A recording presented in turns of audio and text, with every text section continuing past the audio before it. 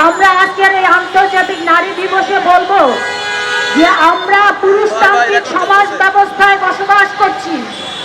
যদি আমরা জানি আমাদের প্রাণপ্রিয় নেত্রী দেশনেত্রী বেগম খালেদা জিয়া, আমাদের জাতীয়তাবাদী দলের প্রতিষ্ঠাতা শহীদ রাষ্ট্রপতি জিয়া রহমান এবং বর্তমান প্রধানমন্ত্রী জনাব তারেক রহমান বাংলাদেশের নারী জাগরণে, নারীর উন্নয়নে এবং নারীদেরকে সমৃদ্ধ করবার জন্য অনেক কিছু করেছেন, অনেক ভূমিকা নিয়েছেন।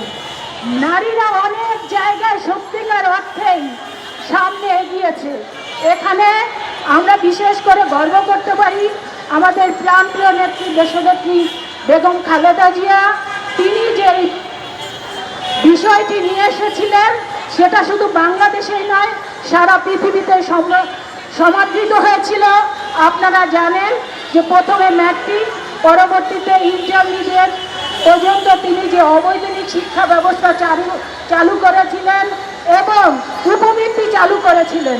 সেই কারণে আমরা দেখতে পাই যে ম্যাট্রিক এবং ইন্টারমিডিয়েটে ছেলেদের চাইতে কিন্তু মেয়েরা অধিক পড়াশোনা করছে এবং অংশগ্রহণ করছে। ঠিক একইভাবে ফ্যামিলি কার্ড দিয়ে নারীদেরকে, তৃণমূল নারীদেরকে সমৃদ্ধ করবার জন্য, শক্তিশালী করবার জন্য চেষ্টা করছে।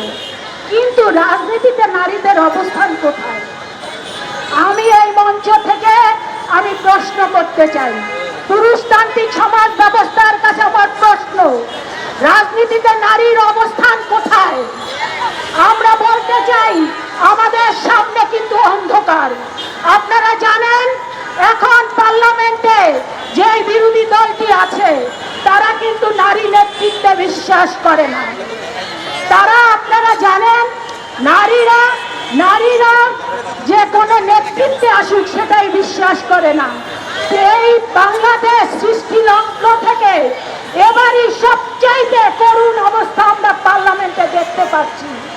পার্লামেন্টে এবার মাত্র 7 জন নারী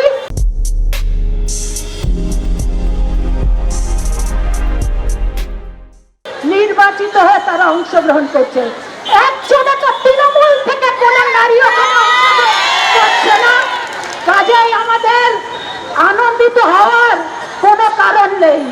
আমরা বলতে চাই, আমাদের অনুরোধ করতে চাই, আগামী দিনে আমরা জানি সংরক্ষিত আসনে আমরা জানি যে বিএনপি 35টি আসন পাবে।